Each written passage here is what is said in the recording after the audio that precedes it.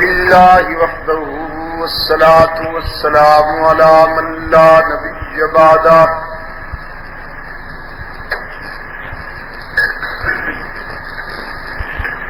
وعلى آله وأصحابه الذين أوفوا عهده الذين هم مفاتيح الرحمة ومصابيح الغرر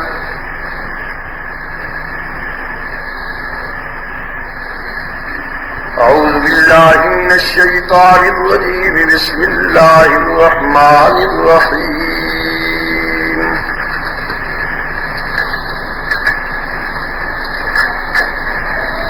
ولنبلونكم بشيء من الخوف والجوع ونقص من الأموال والأنفس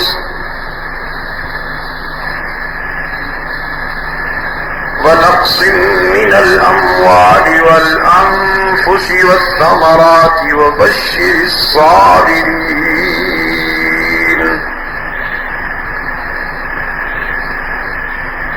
الذين إذا أصابتهم مصيبة قالوا إنا لله وإنا إليه راجعون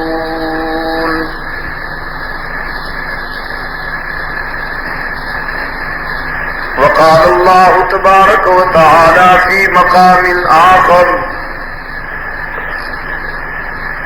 إن الله اشترى من المؤمنين أنفسهم وأموالهم بأن لهم الجنة يقاتلون في سبيل الله فيقتلون ويقتلون وعدا عليه حقا في التوراة والإنجيل والقرآن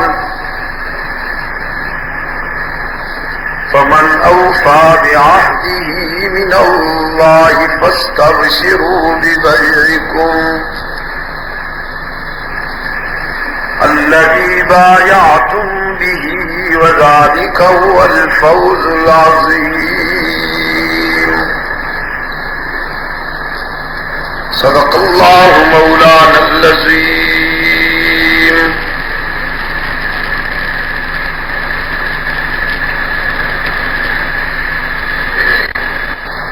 محترم بزرگوں اور عزیز دوستوں،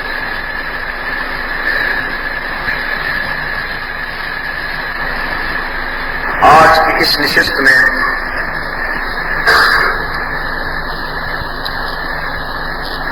خلافت راشدہ کے تیسرے تاجدار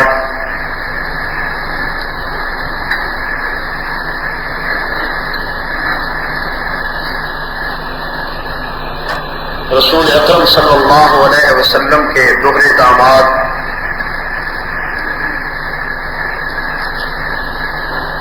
امیر المؤمنین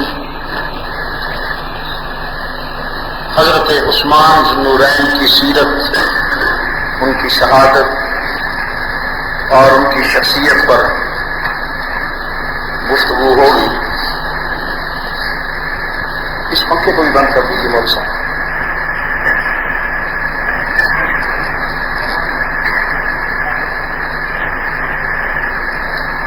کیونکہ ذو الحجہ کی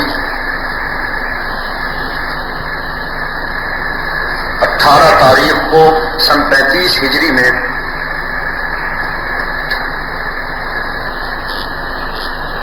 سبائی تاریخ کے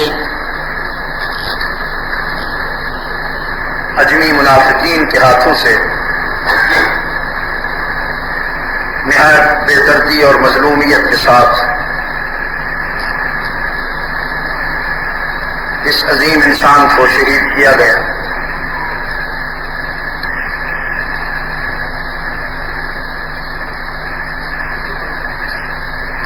یہ ایک اچھی ابتدا ہے اور اچھی تبدیلی ہے. جو ہمارے سامنے آ رہی ہے، میں سمجھتا ہوں کہ بہت تابناک اور روشن مستقبل کی امیدیں اس تبدیلی سے وابستہ ہیں، ورنہ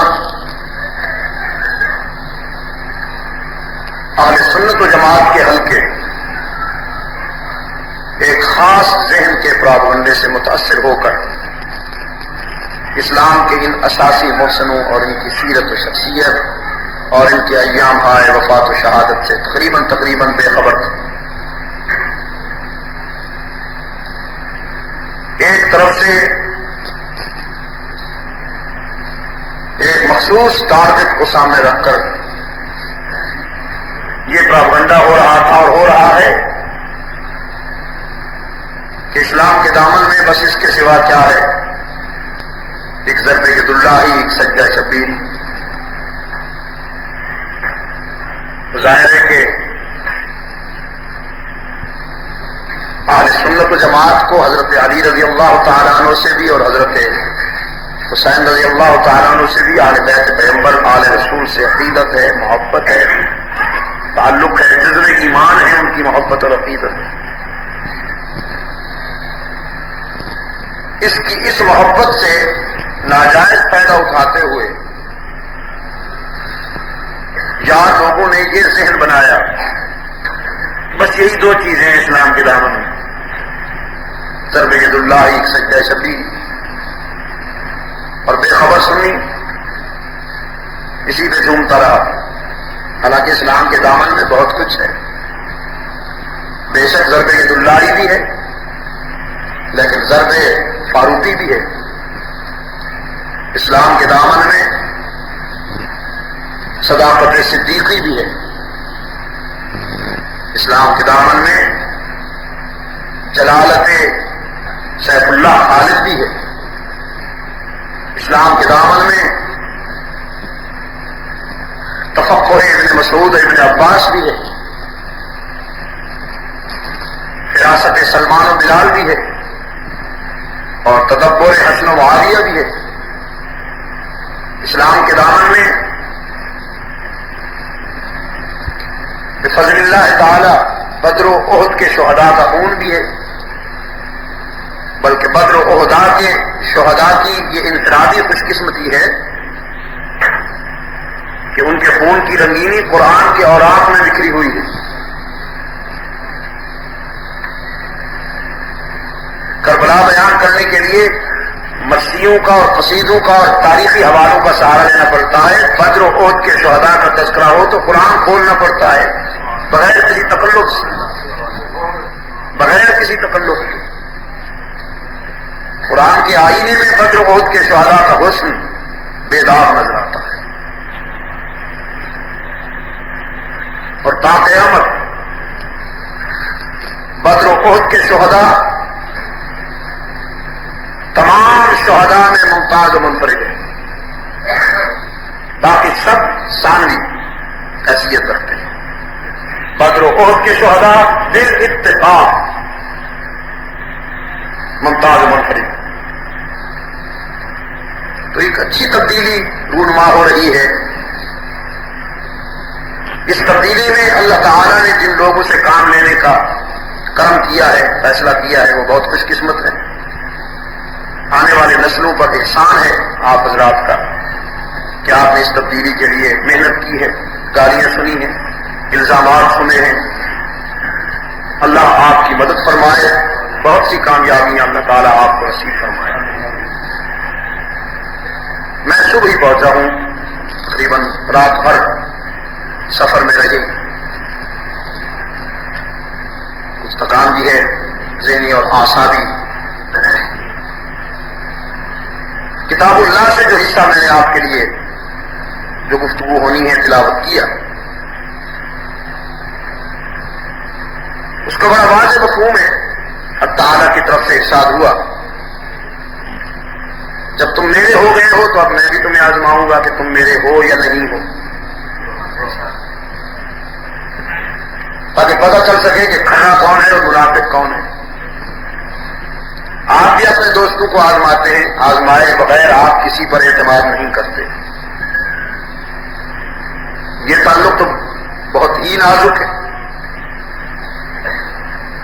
قرآن پاک کا اسلوب بیان بڑا بے تکلف ہے، دل نشین بھی ہے. فرمایا لنبلونکم، ہم تمہیں ٹٹولیں گے، آزمائیں گے کہ تمہارے تعلق میں سچائی کتنی ہے. کبھی تم پہ خوف مسلط کریں گے کہ گھبرا کے کس کو پکارتے ہو.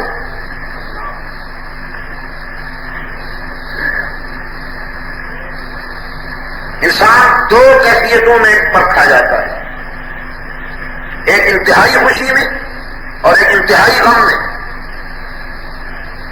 اس وقت اس کی اصلیت ظاہر ہو جاتی ہے، آرٹیفیشل روپ ختم ہو جاتا ہے. وہ جو اپنے اوپر اس نے تسلو کا خول چڑھا رکھا ہوتا ہے، انتہائی خوشی میں اور انتہائی غم میں وہ تسلو کا خول اتر جاتا ہے اور اس کی اصلیت ظاہر ہو جاتی ہے. تو اب تعالیٰ کا ارشاد ہے کہ ہم تمہیں کبھی خوف سے آزمائیں گے کہ انتہائی دکھ اور غم کے عالم میں، انتہائی خوف کے عالم میں تمہارے لبوں پہ کس کا نام آتا ہے.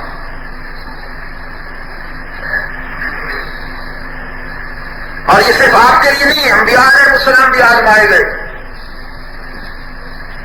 انبیاء علیہ السلام کی دوستی چونکہ بہت زیادہ اہم ہے، انبیاء کا تعلق اللہ سے بہت زیادہ اہم ہے. اللہ نے اپنے پیغمبروں کو بھی آزمایا. انبیاء علیہ السلام کی سیرتوں کا جب آپ قرآن کے اورات میں مطالعہ کریں گے تو آپ دیکھیں گے کوئی کسی حالت میں، کوئی کسی رنگ میں، لیکن جب بھی کوئی گھبراہٹ آئی، جب بھی کوئی آزمائش آئی، جب بھی کوئی افتاد آئی تو ان کے لبوں پر اللہ کے سوا کسی کا نام نہیں آیا. یاد ہوگی آپ کو وہ بات کہ حضرت یوسف علیہ السلام جب مسند تخت شاہی پر بیٹھے ہیں، پاؤں کے نیچے ہے مصر کی بادشاہت اور سر پہ ہے نبوت و رسالت کا تاج. اور کنویں میں ڈالنے والوں نے جب پوچھا کہ ہم نے تو آپ کو ٹھکانے لگایا تھا، آپ یہاں کیسے؟ تو جو الفاظ آئے حضرت یوسف علیہ السلام کی زبان پر وہ اس امتحان میں کامیابی کا سرٹیفکیٹ بنتے ہیں کہ قد من اللہ علینا، اللہ نے آزمایا تھا. وہ امتحان تھا، تم نے ہمیں کنویں میں ڈالا، مٹانا چاہا لیکن اللہ نے کرم کر دیا. نہیں لیا باپ کا نام، نہیں لیا دادے کا نام. باپ یعقوب جیسا باپ ہے اور دادا ابراہیم جیسا دادا ہے جس کی نسل سے ہزاروں انبیاء پیدا ہوئے. حضرت یوسف علیہ السلام اگر باپ یا دادے کا نام لیتے تو کوئی بات تو تھی نا. تو اس دور کے پیر و مرشد، یہ قدی نشین اور جبہ پوش، ان کا شمار کس کھاتے میں ہوتا ہے انبیاء کے مقابلے میں؟ لیکن حضرت یوسف علیہ السلام کے لبوں پر نہ باپ کا نام آتا ہے نہ دادے کا، کھلی بات کہہ دیتے ہیں من اللہ علینا. تم نے مٹانا چاہا، اللہ نے کرم کیا، بس اور کیا.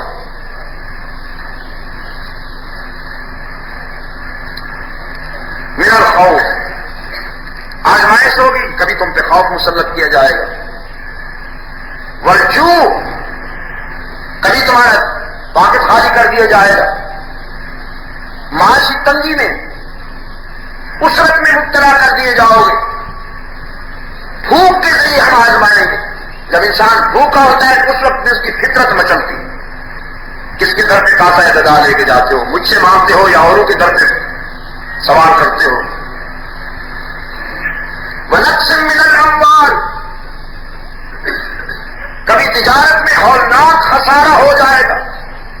وَالْأَنفُسِ، اور کبھی کڑیاں جوانیاں، وہ بیٹے کہ جن کے مستقبل سے تم نے امیدیں وابستہ کر رکھی ہوں گی، جن کی جوانی کو دیکھ کر تم سوچتے ہو گے کہ یہ تو کبھی بیمار بھی نہیں ہوگا، یہ تو ہمیشہ سدا بہار رہے گا. ان کے جنازے اٹھیں گے گھروں سے.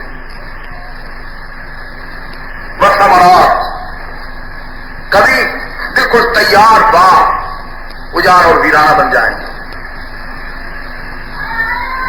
ان کیفیتوں میں بشارت ان لوگوں کے لیے ہے کہ جنہوں نے میرے فیصلے پر صبر کیا.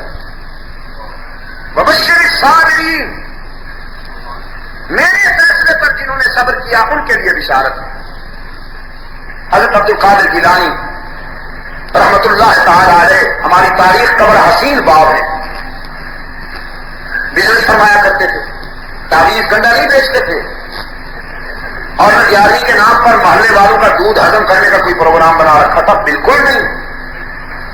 حضرت عبد القادر گیلانی رحمت اللہ تعالی علیہ کی تعارف آپ سے کراؤں، نہ انہوں نے زلفوں کے ذریعے مال کمایا، نہ انہوں نے جبوں کے ذریعے مال کمایا، نہ تعویذ گنڈا بیچ کے بیلنس بنایا، ساری زندگی تجارت کے ذریعے اللہ سے رزق حاصل کیا اور اس کی توحید بیان کی، ساری زندگی گزاری۔ ان کی کتابیں آپ پڑھیں، اللہ آپ کو توفیق دے۔ فنکاروں نے تو ان کا نام ایکسپلائٹ کیا، اس طرح اور بھی بہت سے نام ہیں، عظیم ہیں مگر مظلوم ہیں۔ حضرت حسین کا نام کوئی کم ایکسپلائٹ ہوتا، حضرت علی رضی اللہ تعالیٰ عنہ کا نام ایکسپلائٹ نہیں ہوتا۔ اب تو رسول اللہ صلی اللہ علیہ وسلم کے نام کو بھی اجمی فنکاروں نے اچھا خاصا استعمال کرتا۔ تو حضرت عبد القادر گیلانی رحمت اللہ تعالیٰ علیہ کی سیرت میں ایک بات ملتی ہے کہ انہیں اطلاع ہوئی آپ کا ایک جہاز کہ جس میں سامان تجارت تھا وہ ڈوب گیا ہے۔ حضرت نے سنا اور فرمایا الحمدللہ۔ اور جو لوگ محفل میں بیٹھے تھے ان کے لیے یہ بات بڑی عجیب تھی، یہ تو انا للہ کا مقام تھا، الحمدللہ سے نہیں کہنا چاہتے۔ بعض لوگ جذباتی ہوتے ہیں، ان کی سوچ سراسر سطحی ہوتی ہے۔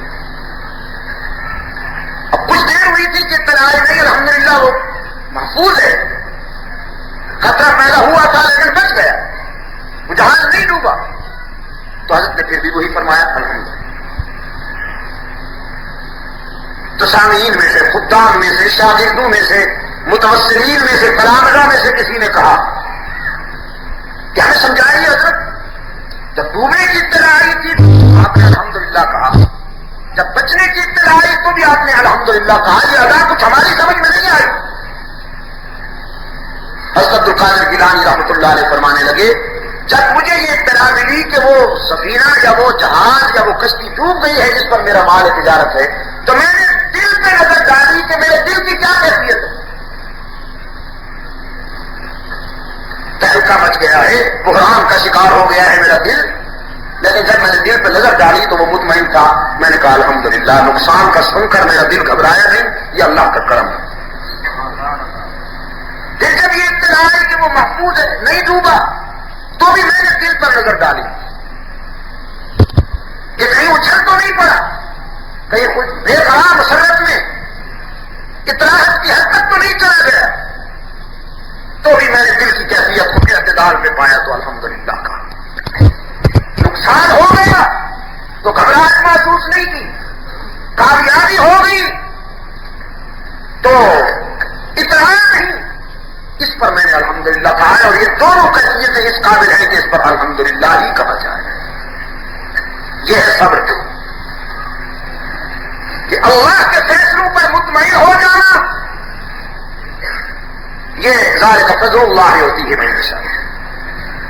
اور پہلے جذبات ٹھنڈے کر لینا، ساتھ پیٹ لینا، اور اس کے بعد چلو جی پھر جو اللہ کو منظور تھا آپ نے جذبات ٹھنڈے کر لیے، جو کچھ آپ کر سکتے تھے وہ تو آپ نے کر لیا، اب تو کوئی بات نہ ہوئی۔ حضور اکرم صلی اللہ علیہ وسلم ایک قبرستان سے گزر رہے ہیں، ایک خاتون ایک قبر پہ بیٹھی چلا رہی ہے، کبھی کبھی بال پکڑ لیتی ہے، کبھی کبھی ہائے بائے کرتی ہے، اور یہ وہ جہالت کی ادائیں تھیں جنہیں اسلام نے ختم کر دیا۔ حضور اکرم صلی اللہ علیہ وسلم نے ماتم کی اس حد تک ممانعت فرمائی کہ صحابہ یہ سمجھنے لگے کہ اگر بیٹا بھی فوت ہو جائے تو آنکھوں میں آنسو آنا حرام ہے، آنکھوں میں آنسو آنے تک کو حرام سمجھنے لگے۔ چنانچہ حضور اکرم صلی اللہ علیہ وسلم کا چھوٹا فرزند جو ماریہ قبطیہ کی بطن سے تھا، حضرت ابراہیم، جب حضور اکرم صلی اللہ علیہ وسلم کے ہاتھوں پہ وہ جاں بلغ تھا، رحمت عالم صلی اللہ علیہ وسلم اس طرح اپنے بچے کو لیے ہوئے ہیں اور وہ جان آفری کے سپرد کر رہا ہے، سکرات کا عالم ہے، تو نبوت کی آنکھوں سے آنسو نکل آئے۔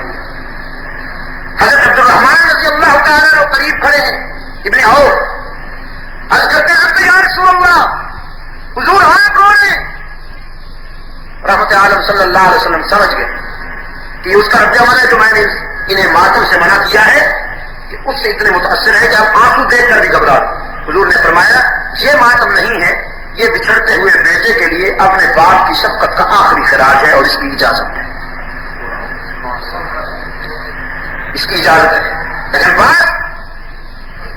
جذبات ٹھنڈا کرنے کے بعد وہ خاتون شور کر رہی ہے. رسول اکرم صلی اللہ علیہ وسلم قریب سے گزرے تو فرمایا خاتون صبر کرو. وہ پہچان نہ سکی بیچاری، بوڑھی تھی. غصے سے آ کر کہنے لگی تیرا جوان بیٹا مر گیا ہوتا تو میں دیکھتی تو کیسے صبر کرتا ہے. معلوم نہیں تھا اسے کہ میں کس سے مخاطب ہوں. حضور اکرم صلی اللہ علیہ وسلم مسکراتے ہوئے چلے گئے. کچھ دیر کے بعد اسے اطلاع پہنچی کہ میں نے جس شخصیت کو یہ جواب دیا وہ کون تھی. تو حضور اکرم صلی اللہ علیہ وسلم کی خدمت میں حاضر ہوئی، معذرت چاہیے اور عرض کیا حضور اب صبر کروں گی. سرکار دو عالم صلی اللہ علیہ وسلم نے فرمایا صبر عند الصدمۃ الاولی، صبر اللہ کے ہاں وہی قیمتی ہے اور اسی کا وزن پڑتا ہے جو صدمے کے ابتدائی لمحات میں کیا جائے. جذبات کی تسکین کے بعد تو پھر کوئی بات نہ ہوئی. ابو طلحہ کا بیٹا فوت ہوتا ہے، وہ گھر میں پہنچتے ہیں اور بیوی ان سے کہتی ہے، کیونکہ انہوں نے پوچھا کہ بچے کا کیا حال ہے، بہت سخت بیمار تھا. تو بیوی نے کہا اللہ کا فضل ہے بحمد اللہ اسے سکون ہو گئے. اب چونکہ یہ زمانی لفظ ہے سکون ہو گئے، انہوں نے یہ سمجھا کہ شاید بیماری ختم ہو گئی آرام کر رہے ہیں. اس نے بھی یہی کہا کہ سکون ہو گیا آرام کر رہے ہیں. رات گزر گئی. جب سپیدہ خود نمودار ہوا تو اب یہ اطلاع دینے کے لیے، یہ خبر بتانے کے لیے خاتون نے جو تمہید باندھی ہے وہ یہ کہ اگر آپ کو کوئی شخص اچھی چیز دے امانتاً، اس سے آپ کو بھی محبت ہو جائے، آپ اسے بہت پسند کرنے لگے، تو جب وہ آپ سے اپنی امانت واپس لیں، کیونکہ اب آپ کو بھی اس سے محبت ہو گئی تھی، کوئی امانت ایسی ہو، کوئی چیز ایسی ہو تو وہ امانت واپس کر دینی چاہیے یا اپنے پاس رکھنی چاہیے. ابو طلحہ نے فرمایا دیانت کا تقاضا ہے، شرافت انسانی کا تقاضا ہے کہ وہ چاہے ہمیں کتنی اچھی کیوں نہ لگے لیکن ہمیں اپنی وہ چیز امانت جو ہے واپس کر دینی چاہیے. اب اس خاتون نے کہا تو بحمدللہ آج سے کچھ دن پہلے اللہ نے جو امانت بیٹے کے رنگ میں، بیٹے کی شکل میں ہمیں دی تھی وہ رات اللہ نے واپس کر لی ہے. اب آپ خندہ پیشانی کے ساتھ اٹھیے اور اللہ کی عطا کردہ یہ امانت اسے واپس کرنے کے لیے تجہیز و تقسیم کا اہتمام فرمائیے. حضور اکرم صلی اللہ علیہ وسلم کی خدمت میں حضرت ابو طلحہ حاضر ہوتے ہیں اور رحمت عالم صلی اللہ علیہ وسلم کی خدمت میں دور سے عرض کرتے ہیں اللہ کے رسول میں آپ کو خوشخبری دینے کے لیے آیا ہوں کہ آپ کی امت میں ایسی عورتیں پیدا ہو گئی ہیں جنہیں اپنی اولاد سے زیادہ آپ کی شریعت کے ضابطوں سے محبت ہے. وہ آپ کی شریعت کے ضابطوں کو، آپ کی دستور کے ضابطوں کو اپنی اولاد سے بھی زیادہ چاہتی ہیں. رسول اللہ صلی اللہ علیہ وسلم خوش ہوئے اور حضور نے فرمایا میری طرف سے جا کے اس خاتون کو عقبہ کی کامیابی کی خوشخبری دے دو. تو صبر کا مفہوم یہ ہے عزیز دوستو کہ حقائق کے فیصلے پر انسان کے دل کی کیفیت اعتدال پر رہے. صحابہ کرام رضوان اللہ تعالی علیہم اجمعین اس معیار پر سب کے سب پورے اترتے کیونکہ یہ وہ جماعت تھی، یہ وہ سوسائٹی تھی جنہوں نے سب سے پہلے قرآنی احکامات کو پریکٹیکل دنیا کے سامنے پیش کیا، اس پر عمل کر کے دکھایا. قرآن نے جو حکم دیا صحابہ کرام کے ذریعے اللہ نے آنے والی انسانیت کے سامنے نمونہ رکھا کہ عمل یوں کیا جاتا ہے. دوسری آیت کا مفہوم یہ ہے کہ ہم نے اہل ایمان سے سودا کر لیا ہے، تم اپنی جانیں اور مال میرے سپرد کر دو اور اس کے جواب میں، اس کے بدلے میں مجھ سے تبسم لے لو، میری خوشنودی لے لو. اور جنہوں نے یہ سودا کر لیا اور اس پر کاربند رہے، استقامت کا مظاہرہ کیا، حق تعالیٰ نے فرمایا وبشر الصابرین، انہیں خوشخبری دے دو کہ تم نے بڑا اچھا سودا کیا ہے. الذی بایعتم بہ وذلک هو الفوز العظیم، یہ بہت بڑی کامیابی ہے. تمام صحابہ کرام رضوان اللہ تعالی علیہم اجمعین کہ جو حتیٰ رسالت میں حضور اکرم صلی اللہ علیہ وسلم کی تعلیم اور حضور کے فیض نظر میں مثالی انسان بنے، وہ سب کے سب فلاح یافتہ ہیں، مثالی اور معیاری انسان ہیں. وہ سب اس آیت کے ہو مصداق ہیں. لیکن حضرت عثمان ذوالنورین جن کا تذکرہ کرنے اور سننے کے لیے ہم اور آپ جمع ہوئے ہیں، وہ اس باب کا انوکھا کردار ہے. رسول اکرم صلی اللہ علیہ وسلم نے جنہیں خراج پیش کیا، کیونکہ عثمان بہت بڑے تاجر تھے، دولت کی فراوانی کی. یہ بھی عرض کرتا جاؤں، پہلے بھی شاید کسی موقع پر کہا ہو، لیکن حدیرہ تیزتر بھی خواہ جو محمد را گرامی، یہ یاد دہانی بار بار کرانی پڑتی ہے، ذہن بیمار ہے بات. کچھ لوگوں کا خیال یہ ہے کہ اسلام انسان کو منگتا اور مفلس دیکھنا چاہتا ہے.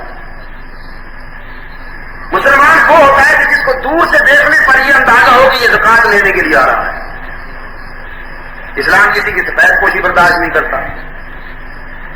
اسلام یہ چاہتا ہے کہ ایک 5,000 کام کی تسبیح تمہارے ایک ہاتھ میں ہو اور ڈنڈا ایک وہ بھی بے تکا سا دوسرے ہاتھ میں ہو، ایک پانچا 2 فٹ اونچا ہو، ایک پانچا 1.5 فٹ نیچا ہو، اور ٹوپی یوں رکھی ہوئی ہو اور بے تکا سا کرتا ہو. یہ پہنچی ہوئی شخصیت ہے، اللہ والا ہے. احمق ہے حضرت، یہ احمق، جس کو اللہ والا اور پہنچی ہوئی شخصیت نہیں کہتے، یہ احمق ہے. آپ سمجھیں گے نہیں؟ اسلام بڑا جمیل ذوق رکھتا ہے. حضرت علی رضی اللہ تعالیٰ عنہ فرماتے ہیں رسول اللہ کے جسم اقدس پر لباس کی موزونیت کو دیکھ کر ہمارا وجدان فیصلہ کرتا تھا کہ کسی بادشاہ کے جسم پر لباس اتنا نہیں سجتا جتنا پیغمبر کے جسم پہ لباس سجتا. وہ لباس فاخر نہیں تھا، لباس سادہ تھا، حریر نہیں تھا، کمہار نہیں تھا، ریشم نہیں تھا، کھٹر ہی تھا، چھوٹا موٹا لباس تھا، لیکن اس میں سجاوٹ تھی، موزونیت تھی، اس میں بگاڑ نہیں تھا. آپ سمجھیں گے نہیں؟ اسلام انسان کو یہ دیکھنا چاہتا ہے کہ تم اپنے اور اپنے بچوں کی ضروریات کے لیے رزق حلال کماؤ. اتنا رزق تمہارے پاس مگر حلال کا ہونا چاہیے کہ تم اپنے گھر کی بھی کفایت کرو اور ان کمزور انسانوں میں بھی اپنی خوشیاں تقسیم کرو. اللہ نے جنہیں تمہارے پاس سوالی بنا کے دے جاؤ. انسان کامل، انسان ناقص نہیں دیکھنا چاہتا ہے اسلام. نہ اسلام انسان کو سوالی دیکھنا چاہتا ہے.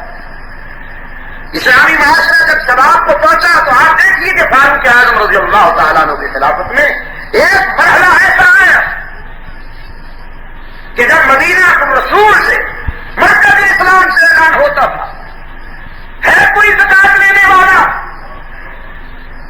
تو 22 لاکھ مربع میل کی سلطنت میں کہ جب اسلام کی سلطنت کی حدود عرب سے حجم تک پہنچی ہوئی تھی، شام، فلسطین، عراق اور ایران سلطنت اسلامیہ میں آ رہے تھے، 22 لاکھ مربع میل کی سلطنت میں کوئی ایک شخص ایسا نہیں تھا کہ جو زکات لینے والا ہو، کوئی سوالی اور منگتا تھا. یہ اسلامی معاشرے کا عروج، اسلامک سوسائٹی کی یہ مثالی ترقی. منگتا نہیں دیکھنا چاہتا اسلام انسان کو، لیکن فرعون بھی نہیں دیکھنا چاہتا اسلام انسان. اسلام سرمایہ کی اجازت دیتا ہے، اجازت نہیں دیتا، حکم دیتا ہے وابتغوا من فضل اللہ. جب تمہیں نماز کے لیے بلایا جائے نبی سے قبل سنے ہوئے ہاتھ کی روٹی اور گوشت نہیں کھاؤں گا جب تک کہ حضور کی پوری امت کو یہ چیزیں میسر نہیں آئیں گی. ہاں، یہ بھی آپ کو عرض کرتا جاؤں، اسلام ایکٹنگ اور اداکاری کو بھی پسند نہیں کرتا، بڑی سچی کھری زندگی چاہتا ہے. کہانی ہے حضرت عثمان رضی اللہ تعالیٰ عنہ کا مال تجارت شام سے مدینہ میں آیا اور سینکڑوں اونٹ ہیں جو غلہ سے لگے ہوئے صبح سے داخل ہونے شروع ہوئے تو شام رات گئے تب داخل ہوتے رہے. مدینہ کے تاجر جنہیں آج ہم اپنی اصطلاح میں آج کی حضرات کہتے ہیں، یہ سب چاہ ہو کر حضرت خان عثمان ذوالنورین کی خدمت میں حاضر ہوئے اور اس کے ابھی ہم آپ سے اس سلسلہ میں بات کرنے آئے ہیں کہ غلہ آپ ہمیں بھیج دیں، ہم آپ کو بھی واجبی پروفٹ دیں گے، لیکن اس کا یہ فائدہ ہوگا کہ ہم مدینہ والوں میں یہ مناسب داموں پر تقسیم کر دیں. حضرت عثمان رضی اللہ تعالیٰ عنہ نے ان سے جب تاجرانہ بات چیت کی تو یہاں تک وہ آ گئے کہ ہم آپ کو 100 پر 10 گنا مرافع دینے کے لیے تیار ہیں. وہ 10%. حضرت عثمان رضی اللہ تعالیٰ عنہ نے فرمایا اس سے زیادہ کوئی دے سکتا ہے؟ تو تاجروں نے ایک دوسرے کی طرف دیکھ کر فیصلہ کن جواب دیا کہ نہیں، اس سے زیادہ کوئی گنجائش نہیں ہے.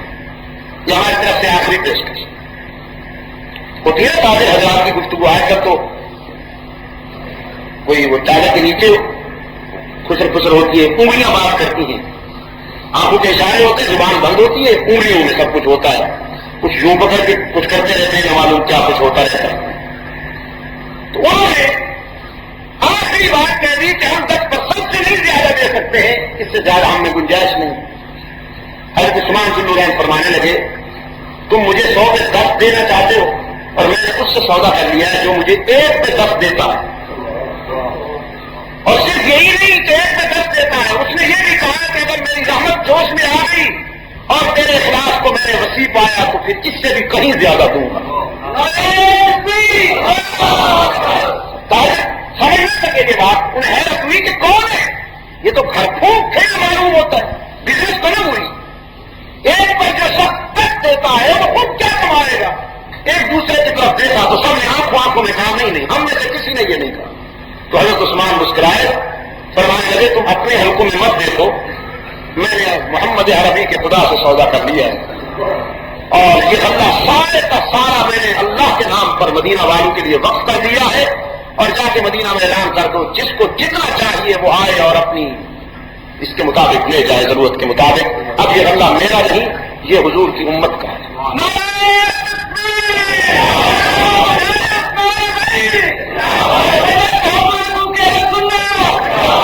یہ عثمان کی دولت کام آ رہی ہے کہ پانی کا ایک کنواں جو یہودی کی ملکیت، مسلمان بہو بیٹیاں صبح سے شام تک قطار میں کھڑی رہتی ہیں، لیکن یہودی عورتیں ترجیحی بنیاد پر اپنی چیز سمجھتے ہوئے آتی ہیں اور پانی حاصل کر کے چلی جاتی ہیں. رحمت عالم صلی اللہ علیہ وسلم نے بڑے دکھ کے ساتھ فرمایا کون شخص ہے جو یہ کنواں اس یہودی سے خرید کر لے، میری امت کے لیے وقف کر دے اور اس کا صلہ حوض کوثر پر مجھ سے حاصل کرے. تو حضرت عثمان رضی اللہ تعالیٰ عنہ اٹھے، یہودی سے بات کی، اس کے منہ مانگے دام ادا کر کے کنواں لے لیا. ادھر بارگاہ رسالت میں آ کر کسی غلام نے، کسی رضاکار نے اطلاع دی کہ حضور وہ کنواں حضرت عثمان نے خرید لیا ہے. رحمت عالم صلی اللہ علیہ وسلم بہت خوش ہوئے اور جب حضرت عثمان بارگاہ رسالت میں آئے تو رسول اللہ صلی اللہ علیہ وسلم نے فرمایا عثمان مجھے بہت خوشی ہوئی ہے کہ وہ کنواں تم نے خرید لیا ہے. اب وہ یہودی کی بجائے تمہاری ملکیت ہوگا تو میری امت کے لیے آسانی ہو جائے گی. حضرت عثمان رضی اللہ تعالیٰ عنہ نے کھڑے ہو کے عرض کیا اللہ کے رسول وہ میں نے خریدا تو ہے لیکن ملکیت میری نہیں ہے، وہ میں نے خرید کر کے آپ کی امت کے لیے وقف کر دیا ہے.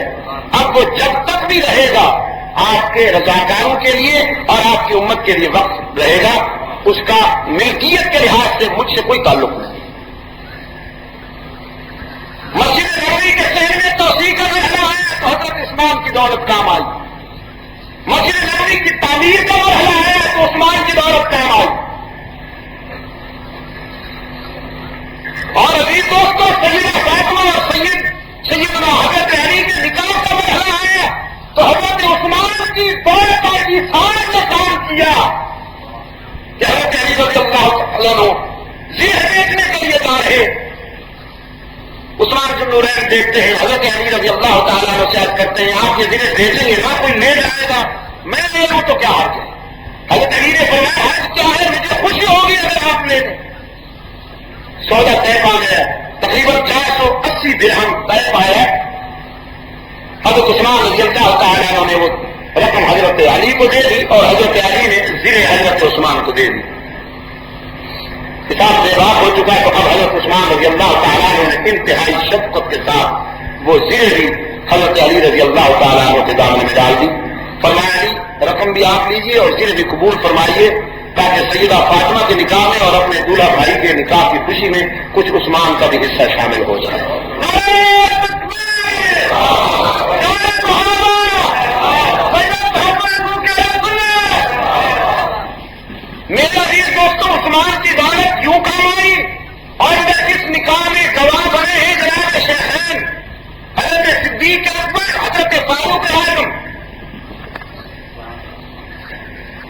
کچھ سمجھ میں آئیے بات آپ کے؟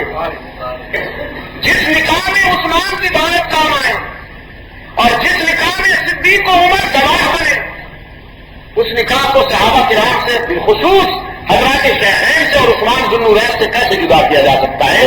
اور اگر کوئی شخص جناب صدیق و عمر کے ایمان اور دیانت سے شبہ کرتا ہے تو یہ تیر کہاں لگے گا؟ اس نکاح کے بارے میں کیا خیال ہوگا جس نکاح کے گواہ ایمان والے نہ ہوں اور دیانت والے نہ ہوں؟ غزوہ تبوک جس کو جیش حسرت سے بیان کرتی ہے اسلامی تاریخ، رومی بڑی ہولناک تیاری کے ساتھ اسلام کی شمع بجھانے کے لیے فیصلہ کن بار کرنا چاہتے تھے۔ رسول اکرم صلی اللہ علیہ وسلم نے اس مرحلے پر مسجد نبوی کے صحن میں بیٹھ کر چندے کی اپیل کی۔ مدینہ والوں سے فرمایا اللہ کے رسول نے وہ خدا جو تمہیں ہمیشہ دینا جانتا ہے آج وہ تم سے کچھ مانگتا ہے تو تم کیا دو گے؟ لانے والے اپنے اپنے ذوق کے مطابق لائے، صدیق اکبر سب کچھ لائے، فاروق اعظم نصف لائے، اور عثمان نے کیا دیا؟ عثمان نے جناب والا پورے جنگی اخراجات کی ایک مکمل تہائی تنہا عثمان نے لے لی کہ وہ میں دوں گا۔ اس کے لیے وہ یقین لکھا ہے کہ تقریباً 900 اونٹ ہمنے سے لگے ہوئے،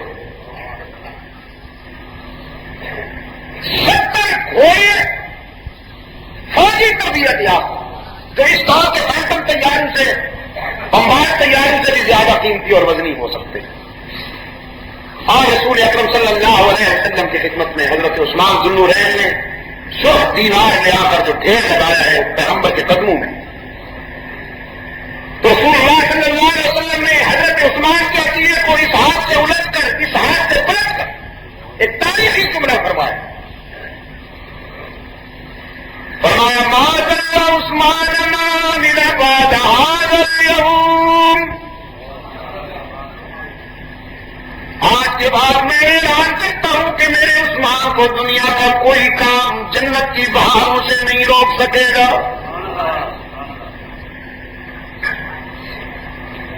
فرمایا اللہم انی رضیت ان عثمان، میرے معبود عثمان پر میں فرش پہ راضی ہو گیا ہوں، تو عرش پہ راضی ہو جا۔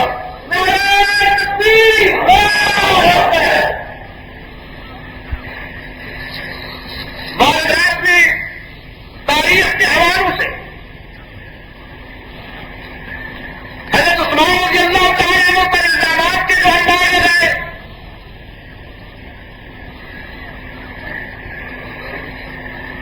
میں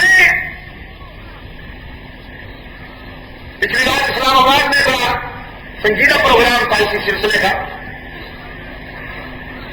اور مجھے اس لیے خوشی ہو رہی تھی وہاں کے کچھ شبیر حضرات بھی رہتے تھے، کچھ ہماری مجلی سیکریٹریٹ کی اہم شخصیتیں رہتی تھی۔ میں نے ان کے سامنے بھی یہ بات کہی کہ جذباتی ہو کر نہیں کہہ رہا ہوں، سنجیدگی سے کہہ رہا ہوں، اور آپ کا ضمیر جج ہے۔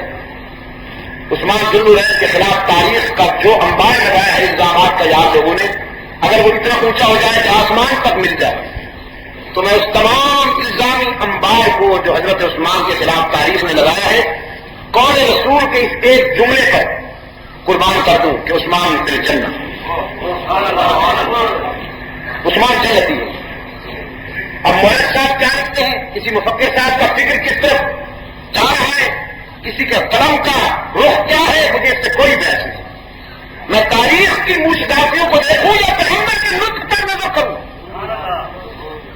اگر تو یہ کہتا ہے کہ اللہ کے رسول نے اس وقت تو کہ عثمان کے اعمال جنتیوں والے تھے تو اللہ کے رسول نے کہہ دیا کہ عثمان جنتی ہے، لیکن بعد میں چونکہ اعمال وہ نہ رہے تو پیغمبر کا ارشاد بھی بدل گیا۔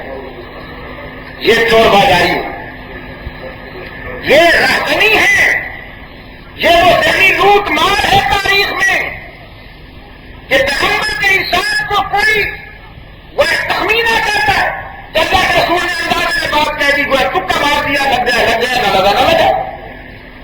جب رسول کی زبان سے کسی کا جنتی ہونے کے متعلق اعلان ہوتا ہے تو وہ اعلان اس کے انجام سے تعلق رکھتا ہے۔ بابو پیغمبر تخمینے کے طور پر نہیں کہا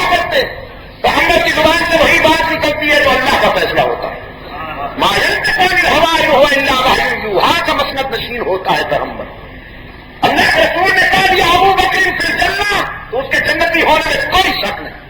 اللہ کے رسول نے کہہ دیا عمر فی الجنہ اب عمر کے جنتی ہونے میں کوئی شک نہیں. حضور نے فرما دیا عثمان فی الجنہ تو عثمان کے جنتی ہونے میں کوئی شک نہیں. حضور نے فرمایا علی فی الجنہ تو علی کے جنتی ہونے میں کوئی شک نہیں. وہ 10 صحابہ جن کے متعلق رسول اللہ صلی اللہ علیہ وسلم نے جنتی ہونے کا اعلان کیا ان کے جنتی ہونے میں شک نہیں اور جو ان کو جنتی نہیں سمجھتا اس کے جہنمی ہونے میں کوئی شک نہیں.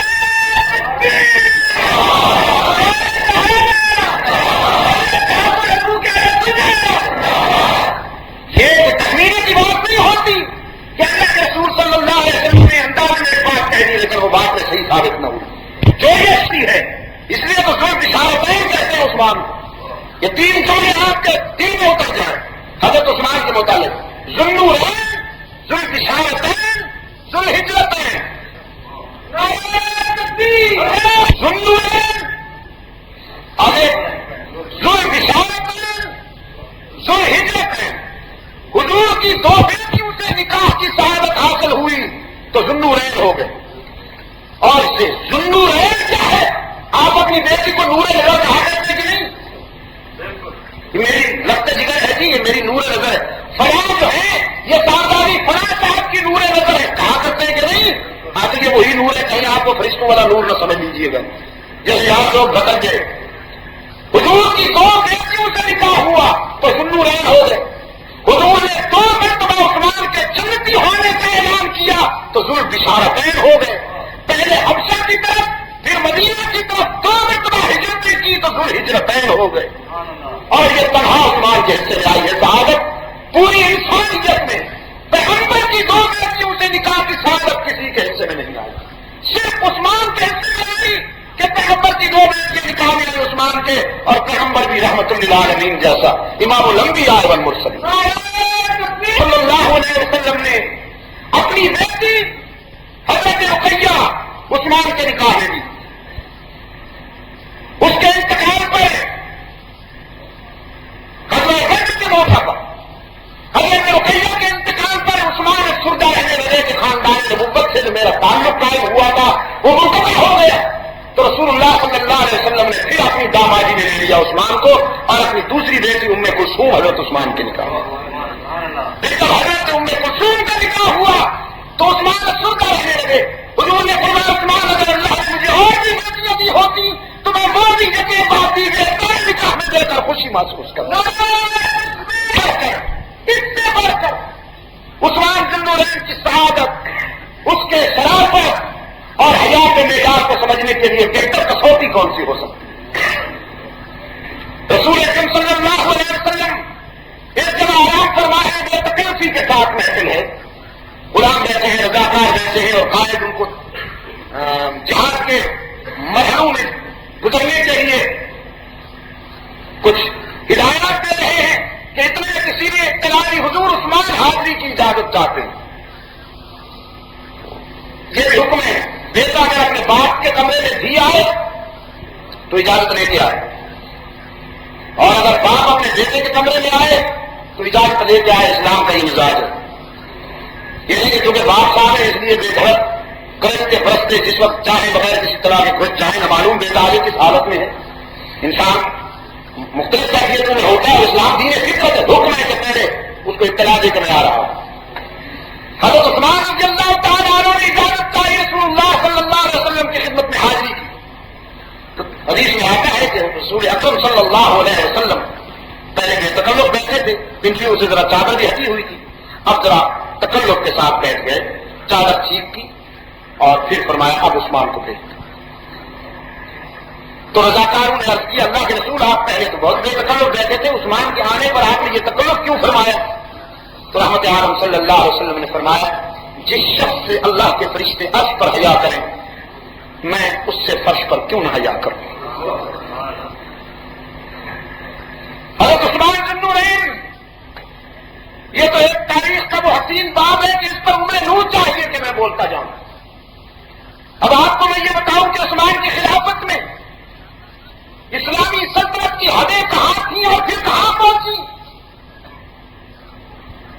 طویل وقت چاہیے اس کے لیے. پہلی بیڑے کا آغاز عثمان بن نورین کی خلافت میں ہوا. 50 پہلی جنگیں حضرت معاویہ نے لڑی.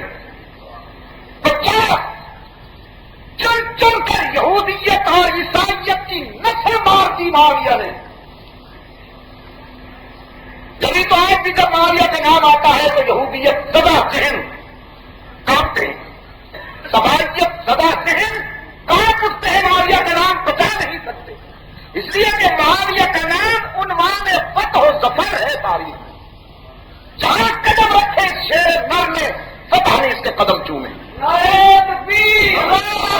چندے نہیں اور سنیے, جذبات کی بات نہیں کہہ رہا ہوں, تاریخ گواہ ہے. کوئی مالی کا لال میری اس بات کو غلط ثابت کر سکے تو آئے کہ 50 پہلی جنگوں میں حضرت معاویہ رضی اللہ تعالیٰ عنہ کو کسی ایک مہم میں بھی ناکامی نہیں ہوئی. 50 کی 50 مہم میں جیت کر دی.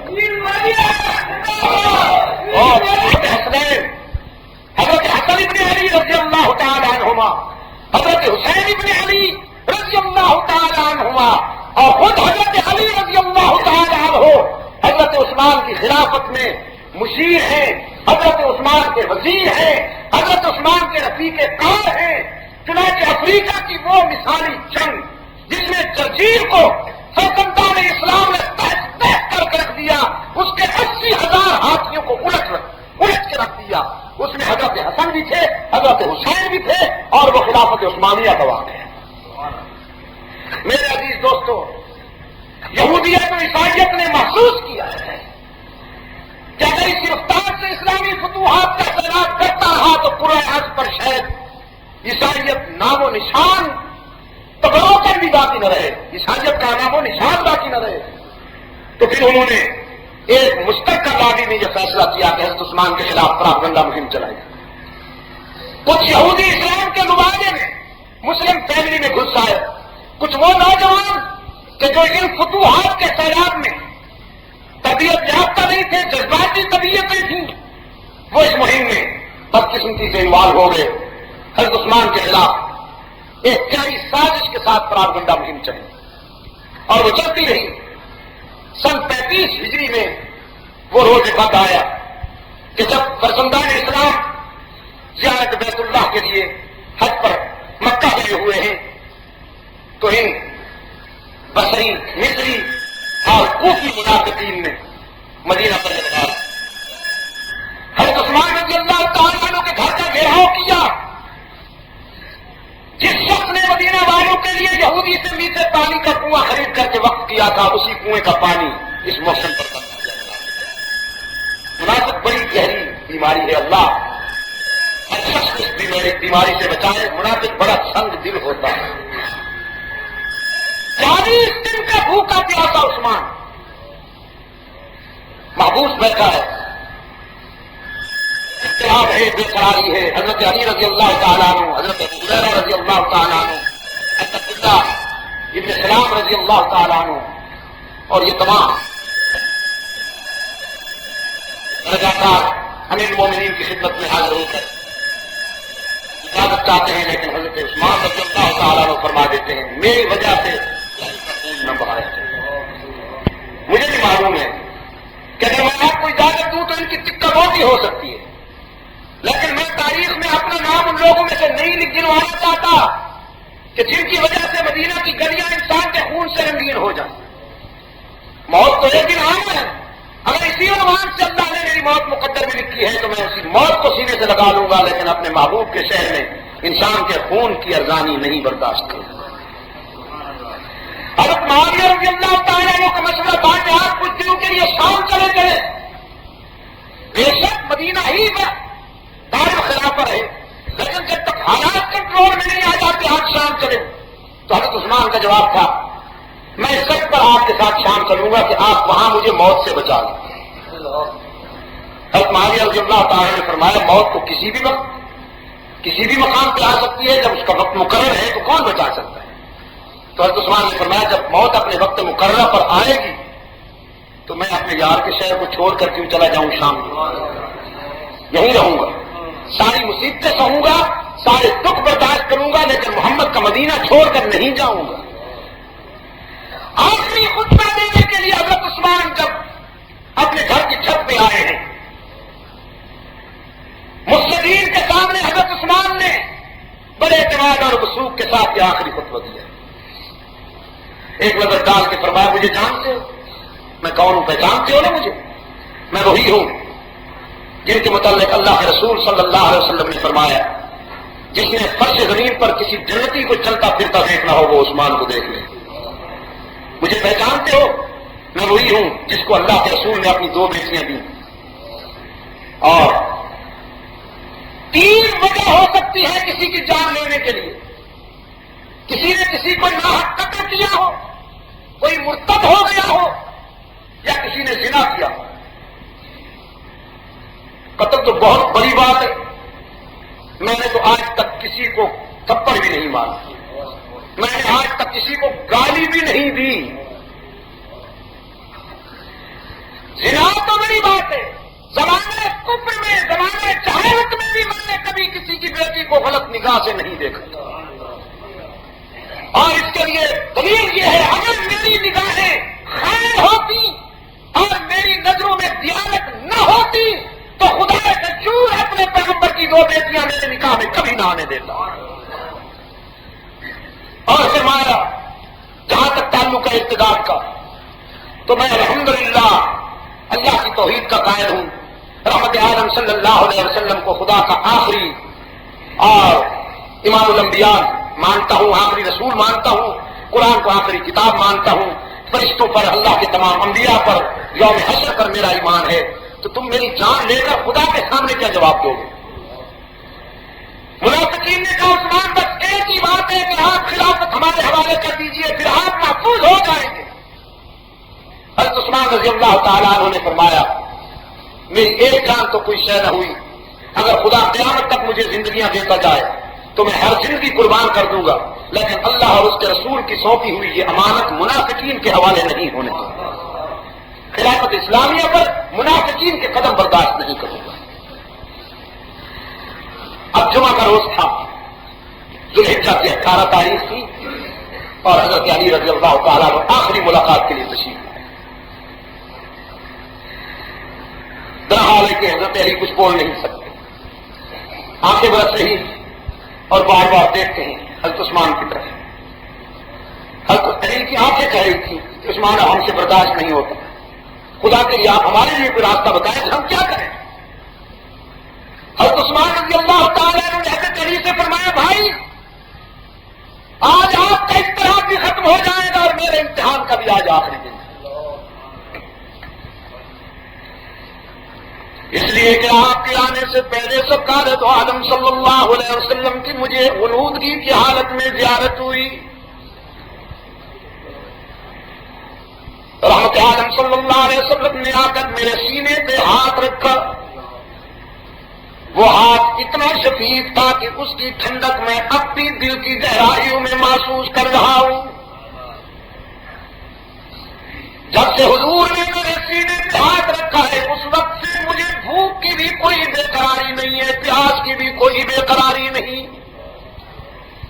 اور رحمت عالم صلی اللہ علیہ وسلم نے فرمایا عثمان 2 راستوں میں سے ایک چن لیجیے، ایک تو یہ کہ اگر آپ چاہیں میں اللہ سے بد دعا کروں، خدا سے التجا کروں کہ زمین شق ہو اور تیرے دشمن غرق ہو جائیں، میں ان کے حق میں بد دعا کروں، اور دوسرا راستہ یہ کہ اگر صبر کر سکو تو پھر صبر کا دامن نہ چھوڑو، روزہ تو آپ نے رکھا ہوا ہے عالم برزخ میں میرے دسترخوان پہ آ کے افطاری کرو۔ حضرت علی رضی اللہ تعالیٰ عنہ نے فرمایا عثمان پھر آپ نے کون سا راستہ پسند فرمایا؟ عثمان رضی اللہ تعالیٰ عنہ فرمانے لگے جب دسترخوان پیغمبر رحمت کا ہو تو عثمان کیوں نہ وہاں افطاری کو پسند کرے۔ میں نے حضور اکرم صلی اللہ علیہ وسلم سے عرض کر دیا آقا آپ کا عثمان صبر کر کے دکھائے گا، اور میری تمنا ہے کہ میں اسی صبر و شکر کی کیفیت میں دنیا سے چلا ہوں اور آپ کے دامن رحمت میں دائمی بسیرا مل جائے۔ حضرت عثمان نے فرمایا علی بھائی میرا ایمان ہے کہ زمین و آسمان کا نظام درہم پر مرہم ہو سکتا ہے، میرے آقا کے اشارے میں غلطی نہیں ہو سکتی۔